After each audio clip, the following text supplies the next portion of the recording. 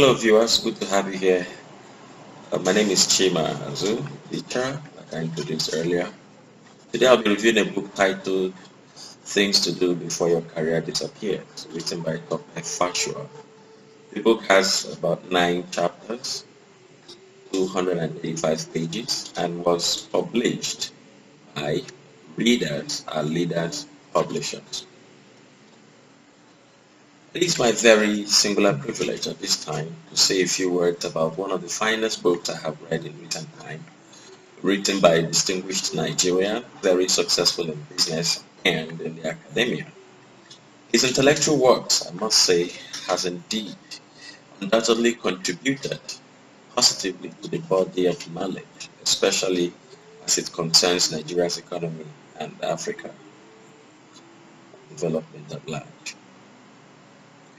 Without spending too much of your time here, let me begin by describing this book in the very words of the author himself, and thereafter share a few thoughts of mine that I think might interest you from the book therein.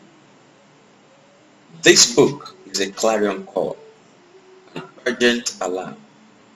It purviews beyond the problem of global unemployment, but speaks to economic and social decisions being made by individuals, households, companies, and governments. The author seeks to find an intricate balance in between all of this. At least, if a balance was not achievable, he seeks to add his voice as one of those who pulled back the world from extremism. This time, the focus is economic extremism. As it pertains to jobs, this book tells of the danger of a world where more jobs will disappear than new ones are created.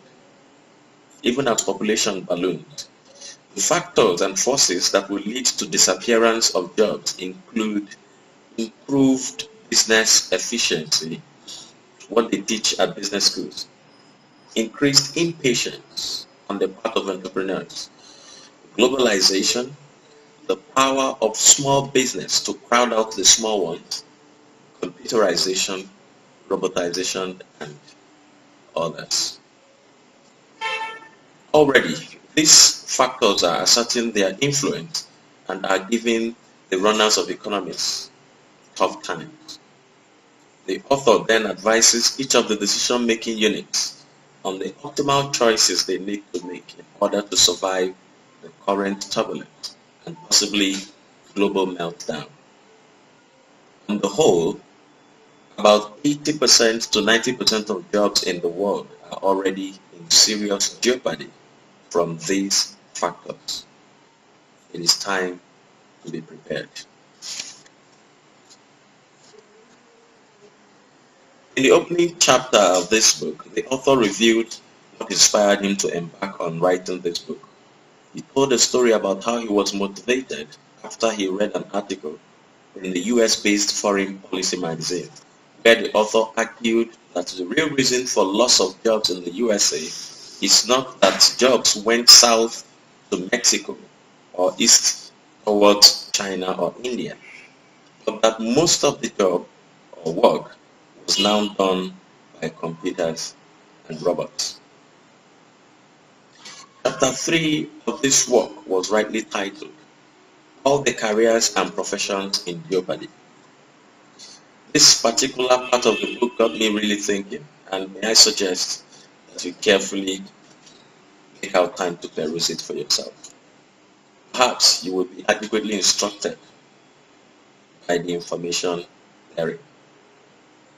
The author has chronicled a list of careers he got off the internet and also attempted to explain why each of them is endangered by technology and other factors, and in varying degrees.